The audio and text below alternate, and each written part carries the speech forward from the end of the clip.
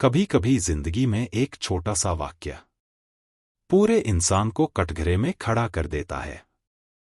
एक ऐसा वाक्य जिसे सुनकर लोग सच जानने से पहले ही अपना फैसला सुना देते हैं।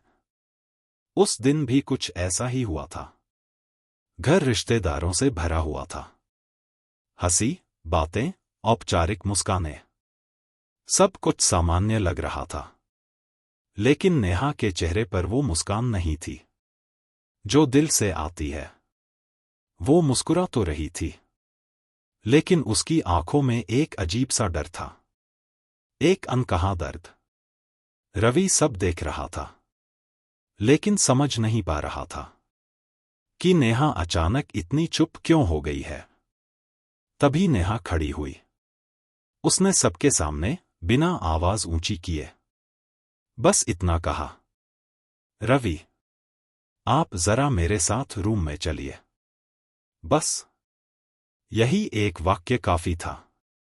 कमरे में बैठे हर इंसान की आंखों में एक दूसरे के लिए सवाल उभर आए।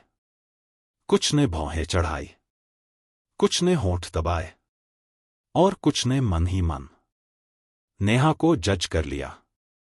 कोई बोला नहीं, लेकिन सब सोचने लगे, सबके सामने ऐसे बुलाने की क्या जरूरत थी। आजकल की औरतें बहुत आगे निकल गई हैं। रवि सीधा है, बेचारा। रवि कुछ समझ नहीं पाया, लेकिन बिना कुछ कहे नेहा के साथ कमरे की तरफ चल पड़ा।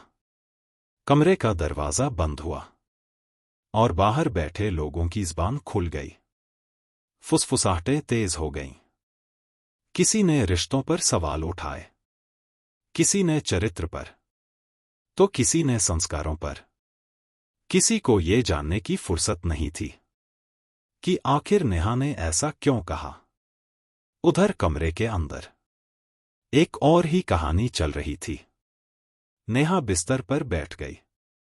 उसके हाथ कांप रहे थे, आंखों में आंसू थे, लेकिन आवाज नहीं निकल रही थी। रवि ने पास आकर पूछा, नेहा, क्या हुआ? सब ठीक तो है? कुछ पल तक नेहा चुप रही। फिर उसने बैग से एक कागज निकाला और कांपते हाथों से रवि को पकड़ा दिया। रिपोर्ट थी। रवि ने पढ़ा और उसके चेहरे का रंग बदल गया। नेहा की आवाज टूट गई। डॉक्टर ने कहा है, मां बनने की संभावना बहुत कम है। ये सुनते ही नेहा फूट फूट कर रो पड़ी। रवि, अगर ये बात बाहर किसी को पता चल गई ना, तो सब मुझे ही दोष देंगे। कहेंगे औरत अधूरी है, कहेंगे इसी वजह से घर में अशांति है। उसने सिर झुका लिया। मैं अब और सवाल नहीं झेल सकती। आज मुझे बस तुम्हारा सहारा चाहिए था, इसलिए तुम्हें सबके सामने कमरे में बुला लिया। कमरे के बाहर, जहां लोग शक और गंदे ख्यालों से भरे बैठे थे, और कमरे के अंदर एक औरत अपने सबसे बड़े डर से लड़ रही थी। रवि ने नेहा का हाथ पकड़ा मजबूती से। नेहा, अगर तुम अधूरी हो तो मैं भी अधूरा हूं। अगर ये दर्द तुम्हारा है तो ये मेरा भी है। नेहा ने उसकी तरफ देखा। पहली बार उस दिन उसकी आंखों में सुकून था। कुछ देर बाद दोनों कमरे से बाहर आए। नेहा की आंखें लाल थीं, और यही देखकर लोगों की सोच और गहरी हो गई। देखो, रो रही है, कुछ तो गलत हुआ है। रवि ने सबकी तरफ देखा। उसकी आवाज ऊंची नहीं थी, लेकिन शब्द बहुत भारी थे। अगर किसी को लगता है कि पति पत्नी की इज्जत एक बंद कमरे से तय होती है, तो वो बहुत बड़ी गलती कर रहा है। कमरा सन्न हो गया।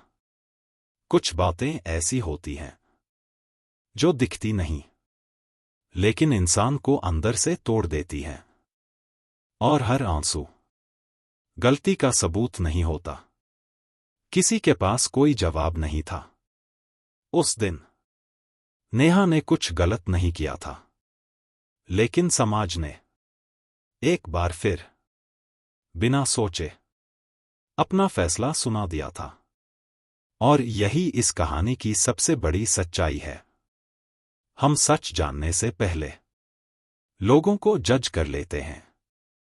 हम सवाल पूछने से पहले उंगलियां उठा देते हैं। अगर ये कहानी आपके दिल को छू गई हो, अगर आपने भी कभी किसी को बिना जाने समझ लिया हो, तो एक पल रुकिए। इस वीडियो को लाइक कीजिए, इसे शेयर कीजिए और ऐसे रिश्तों की सच्चाई दिखाने के लिए चैनल को सब्सक्राइब कीजिए। क्योंकि याद रखिए, हर बंद दरवाजे के पीछे गलती नहीं होती। कभी कभी वहां सिर्फ दर्द होता है और साथ की जरूरत होती है। सबसे गहरे जख्म अक्सर सबसे खामोश होते हैं।